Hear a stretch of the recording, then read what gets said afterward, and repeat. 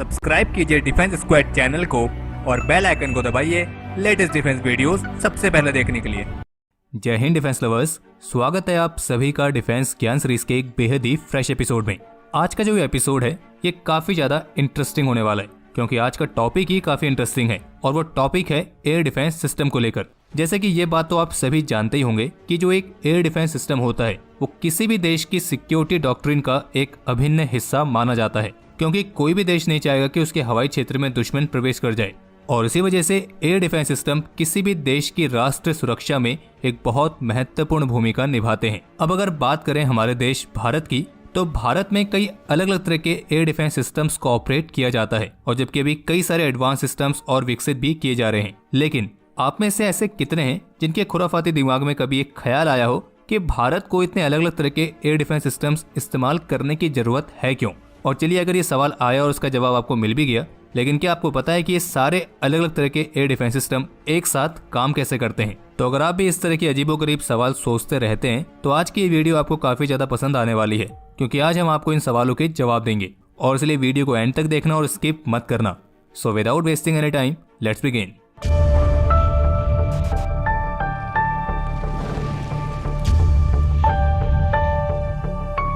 Video में आगे बढ़ने से पहले हम आपको सूचित कर दें कि इस एपिसोड में आपको जो भी जानकारी दी जाएगी उसके रिगार्डिंग एक आर्टिकल हमारी ऑफिशियल वेबसाइट defensexp.com पर भी पब्लिश किया गया है। तो अगर किसी को जानकारी इंग्लिश में चाहिए तो वे उस आर्टिकल को कंसीडर कर सकते हैं। और बाकी इसके अलावा आपको ये भी क्लियर कर दें कि वैसे तो एयर डिफेंस सिस्टम में फाइटर एयरक्राफ्ट और उनकी एयर टू एयर मिसाइल्स भी एक मेजर पार्ट मानी जाती हैं, लेकिन इस एपिसोड में हम केवल surface to air missile system में ही फोकस करने वाले हैं। तो चलिए अब शुरू करते हैं इस वीडियो को। लेकिन मेन टॉपिक की गहराई में डुबकी लगाने से पहले हम भारत द्वारा ऑपरेट किए जाने वाले अलग अलग एयर डिफेंस सिस्टम का एक ब्रीफ ओवरव्यू ले लेते हैं, ताकि मेन टॉपिक की गहराई पर जाकर आपको किसी भी तरह की कंफ्यूजन ना हो।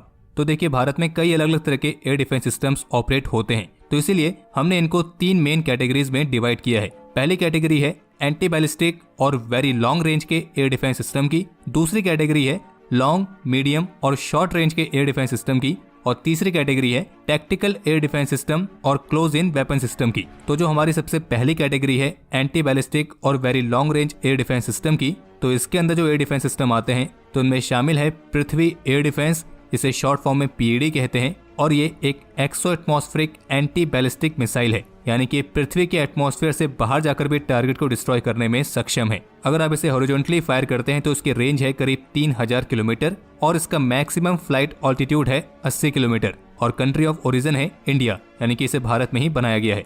इसके बाद दूसरा सिस्टम आता है एडवांस एयर डिफेंस का, और ये एक endo atmospheric anti ballistic missile है, यानी कि पृथ्वी के एटमॉस्फेयर के अंदर ही टारगेट को डिस्ट्रॉय करती है।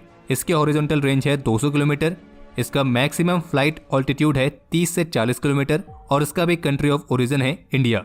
और ये पीएडी और एएडी ये दोनों ही मिसाइल्स भारत के बैलिस्टिक मिसाइल डिफेंस प्रोग्राम का हिस्सा हैं। इन दोनों के अलावा इस कैटेगरी में एक और सिस्टम है जो है S-400 एयर डिफेंस सिस्टम। हालांकि फिलहाल अभी ये सर्विस में कमीशन नहीं हुआ है, लेकिन इसकी जो पहली रेजिमेंट है वो इस साल के अंत से पहले भारत पहुंच जाएगी और अगले साल से इसे ऑपरेशनल कर दिया जाएगा। और ये एक surface to air long range का सिस्टम है।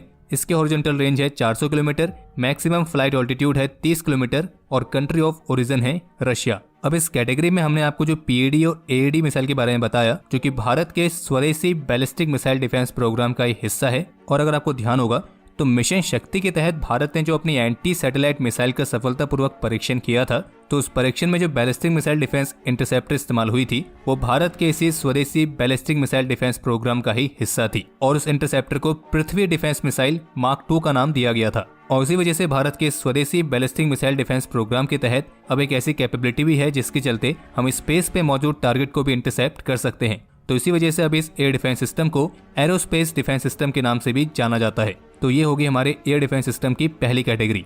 इसके बाद जो दूसरी कैटेगरी है लॉन्ग, मीडियम और शॉर्ट रेंज के एयर डिफेंस सिस्टम की, तो इसमें आते हैं S-200 लॉन्ग रेंज का एयर डिफेंस सिस्टम, जिसकी रेंज है 300 किलोमीटर, मैक्सिमम फ्लाइट एल्टीट्यूड है 40 किलोमीटर और कंट्री ऑफ ओरिजिन है रशिया। इसके बाद आता है बराक 8 सिस्टम और इसके 2 अलग अलग वर्जन हैं, एक लॉन्ग रेंज का, एक मीडियम रेंज का, और इनकी रेंज 100 किलोमीटर से 150 किलोमीटर है। वहीं जो मैक्सिमम फ्लाइट एल्टीट्यूड है वो है 16 किलोमीटर से 30 किलोमीटर और इसको भारत और इजराइल ने संयुक्त रूप से विकसित किया है। इसके बाद इस कैटेगरी में तीसरा नाम है स्पाइडर शॉर्ट और मीडियम रेंज के एयर डिफेंस सिस्टम का, और इसमें भी 2 अलग अलग रेंज की मिसाइल्स हैं, एक है पाइथन 5 जो कि 20 किलोमीटर रेंज की है, दूसरी है डर्बी जो कि 50 किलोमीटर रेंज की है। और इनका भी जो मैक्सिमम फ्लाइट एल्टीट्यूड है तो पाइथन 5 का है 9 किलोमीटर और डर्बी का है 16 किलोमीटर, और इस सिस्टम को इजराइल द्वारा विकसित किया गया है। इसके बाद इस लिस्ट में चौथा नाम है भारत के स्वदेशी Akash medium range air defence system का। तो इस सिस्टम के तहत फिलहाल जो मिसाइल सर्विस में इंडक्ट हैं उनकी रेंज है 30 किलोमीटर, मैक्सिमम फ्लाइट एल्टीट्यूड है 18 किलोमीटर और कंट्री ऑफ ओरिजिन है भारत। बाकी इस Akash surface to air missile defence system के तहत और भी अलग अलग वेरिएंट्स को विकसित किया जा रहा है और इनकी रेंज मौजूदा वर्जन से ज्यादा होगी। अब अगर बात करें तीसरी मेन कैटेगरी की जो है टैक्टिकल एयर डिफेंस सिस्टम और क्लोज इन वेपन सिस्टम की, तो ये वेरी शॉर्ट रेंज के एयर डिफेंस सिस्टम वाली कैटेगरी है और इसमें अधिकतर टैक्टिकल एयर डिफेंस सिस्टम ऐसे हैं जो मोबाइल हैं, यानी कि उन्हें एक जगह से दूसरी जगह ट्रांसपोर्ट करना आसान होता है। और इस तरह के एयर डिफेंस सिस्टम्स का इस्तेमाल खास तौर पर मूविंग आर्मी फॉर्मेशंस और कॉन्वॉयज को डिफेंस कवर देने के लिए किया जाता है। एग्जाम्पल के लिए आप ले सकते हैं OSA AKM, स्ट्रेला, टंग्स्का, शिल्का, ऐसे एयर डिफेंस सिस्टम, ये सब इस कैटेगरी में आते हैं। और इनमें से कुछ सिस्टम मैन पोर्टेबल हैं जो लाइट वेट होते हैं और जिन्हें 2 सोल्जर्स आसानी से कैरी कर सकते हैं और कंधे पर रख के लॉन्चर की मदद से उन्हें लॉन्च किया जाता है। इसके एग्जाम्पल के तौर पर आप ले सकते हैं अमेरिका का बेहद ही famous Stinger man portable air defence system या फिर रशिया का इग्ला सिस्टम। और जबकि DRDO भी भारत में स्वदेशी तौर पर एक man portable air defence system को विकसित करने पर काम कर रही है। बाकी इस कैटेगरी में कुछ क्लोज इन वेपन सिस्टम्स भी आते हैं जिनमें मुख्य रूप से एंटी एयरक्राफ्ट गन्स काउंट होती हैं और ये वेरी शॉर्ट रेंज के एयर डिफेंस सिस्टम होते हैं और इसी वजह से इन्हें एयर डिफेंस की लास्ट लेयर के तौर पर कंसिडर किया जाता है। तो ये तो हो गई एयर डिफेंस सिस्टम की 3 मेन कैटेगरीज। उम्मीद है यहाँ तक आपको वीडियो समझ में आ गई होगी। अब अगर आपको यहाँ तक समझ में आ गया है तो थोड़ा सा इस टॉपिक की गहराई में और जाते हैं और एयर डिफेंस सिस्टम काम कैसे करता है इसको समझने से पहले आपको एयर डिफेंस इंफ्रास्ट्रक्चर के 2 इंपॉर्टेंट टाइप्स को समझना होगा। तो आपको बता दें कि एयर डिफेंस इंफ्रास्ट्रक्चर के 2 इंपॉर्टेंट टाइप्स होते हैं, एक होता है पॉइंट डिफेंस और दूसरा होता है एरिया डिफेंस। अब इसमें जो पॉइंट डिफेंस है तो ये एक ऐसा इंफ्रास्ट्रक्चर है जब हम किसी एक पर्टिकुलर लोकेशन को इनकमिंग एरियल थ्रेट से सुरक्षा प्रदान करते हैं और उस पर्टिकुलर लोकेशन को डिफेंड करने के लिए फिर हम अलग अलग तरह के लॉन्ग, मीडियम और शॉर्ट रेंज के सिस्टम्स को वहां पर डिप्लॉय करते हैं। और ये अलग अलग रेंज के एयर डिफेंस सिस्टम अपनी अपनी रेंज के अनुसार एक तरह का वर्चुअल सुरक्षा कवच बनाते हैं। पॉइंट डिफेंस का मतलब ये हो गया कि जब हम किसी एक सिंगल ऑब्जेक्ट या किसी लिमिटेड एरिया को डिफेंड करते हैं, जैसे कि मान लीजिए कोई शिप है, कोई बिल्डिंग है या कोई एयरफील्ड है या फिर ऐसी अन्य सब चीजें।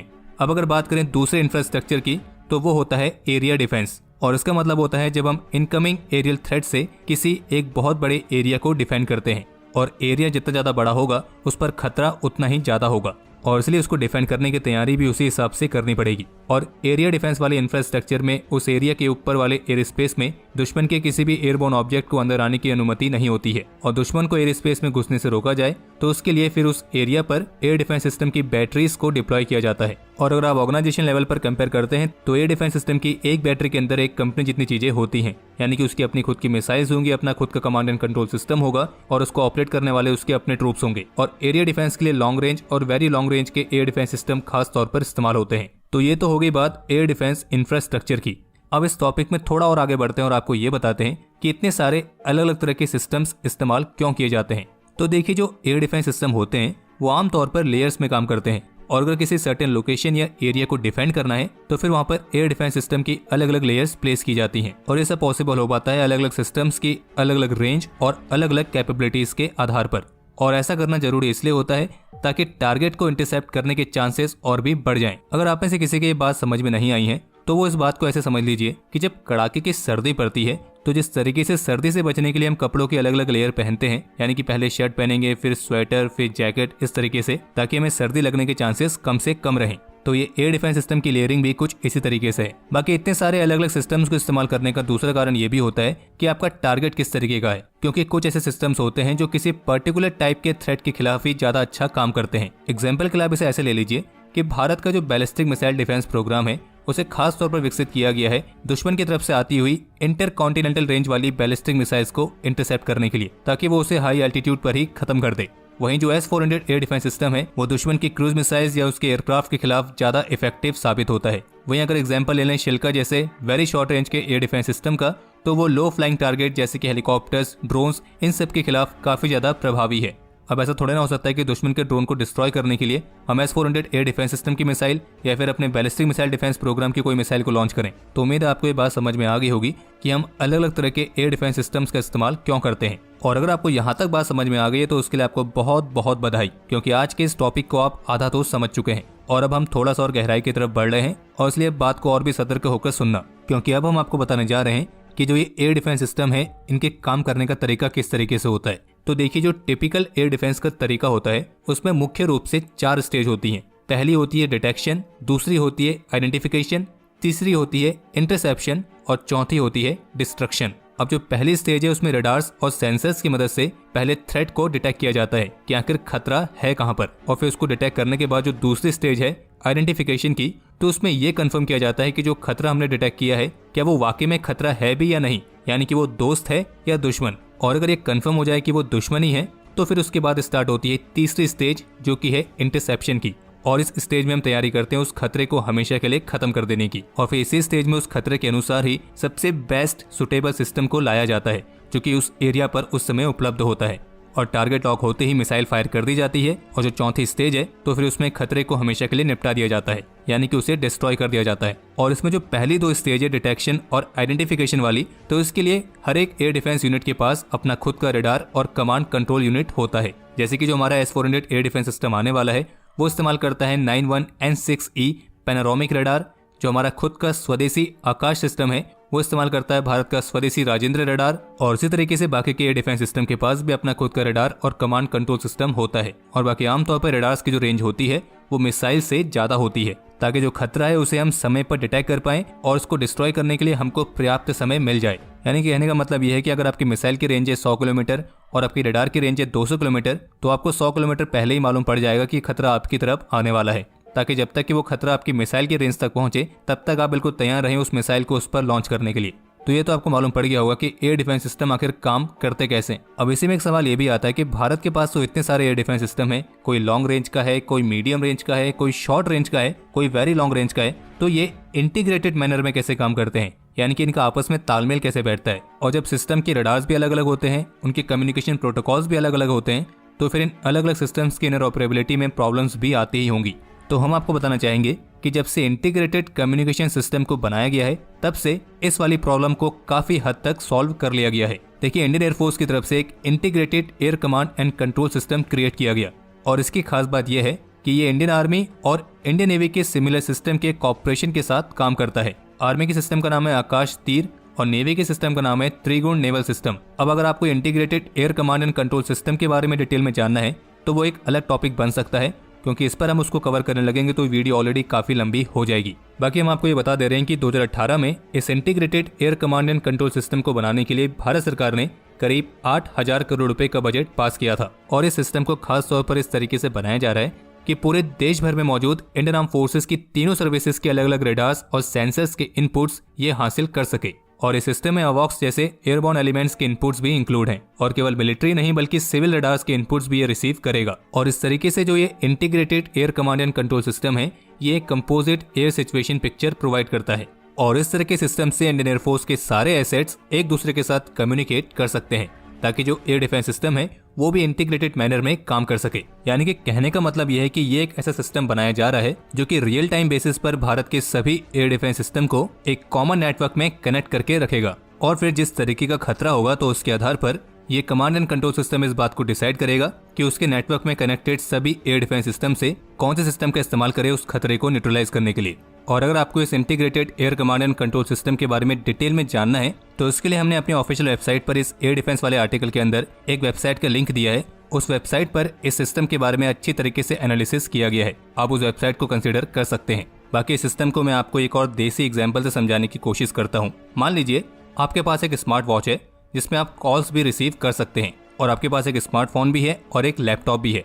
अब आपकी स्मार्ट वॉच, आपका स्मार्टफोन और आपका लैपटॉप ये तीनों आपस में एक ही वाईफाई नेटवर्क या किसी ऐप के थ्रू कनेक्टेड हैं। अब अगर आपके नंबर पर कॉल आती है तो वही कॉल आपकी स्मार्ट वॉच पर भी दिखाई देगी, आपके लैपटॉप पर भी दिखाई देगी और आपके मोबाइल फोन पर भी दिखाई देगी। अब आपके पास यहाँ पर ऑप्शन ये है कि आपकी जो भी स्थिति है तो उसके अनुसार ये आप पर है कि आप उस कॉल को रिसीव करने के लिए किस चीज को चुनते हैं, अपनी स्मार्ट वॉच, स्मार्टफोन या लैपटॉप को। तो आप कह सकते हैं कि जो integrated air command and control system है, ये भी कुछ इस तरीके से ही एक ही नेटवर्क में कनेक्टेड सभी एयर डिफेंस सिस्टम को खतरे के अनुसार उसे चुन सकता है।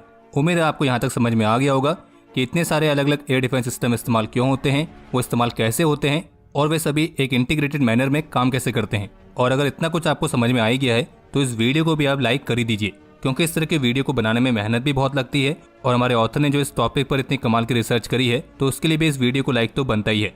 और बाकी एक सवाल ये भी रह जाता है कि भारत के एयर डिफेंस सिस्टम का फ्यूचर क्या है। तो देखिए, वर्तमान समय में जो हमारा स्वदेशी बैलिस्टिक मिसाइल डिफेंस प्रोग्राम है उसका पहला फेज कंप्लीट हो चुका है और निकट भविष्य में दूसरा फेज भी जल्द ही पूरा हो जाएगा। और जैसा कि आप सभी को पता होगा कि S-400 एयर डिफेंस सिस्टम की पहली रेजिमेंट ऑलरेडी भारत को मिल चुकी है और जो बाकी के रेजिमेंट्स हैं वो भी 1 से 2 साल के अंदर भारत को डिलीवर कर दी जाएंगी। और जो हमारा इंटीग्रेटेड एयर डिफेंस कमांड है तो वो भी अपना एक शेप लेने लगा है और ये एक तरीके से भारत के एयर डिफेंस इंफ्रास्ट्रक्चर को रीस्ट्रक्चर करेगा। इससे होगा ये कि इस एयर डिफेंस वाले डोमेन में इंडियन आर्म फोर्सेस के बीच जॉइंटनेस, इंटीग्रेशन, ये सब चीजें और भी बढ़ जाएंगी।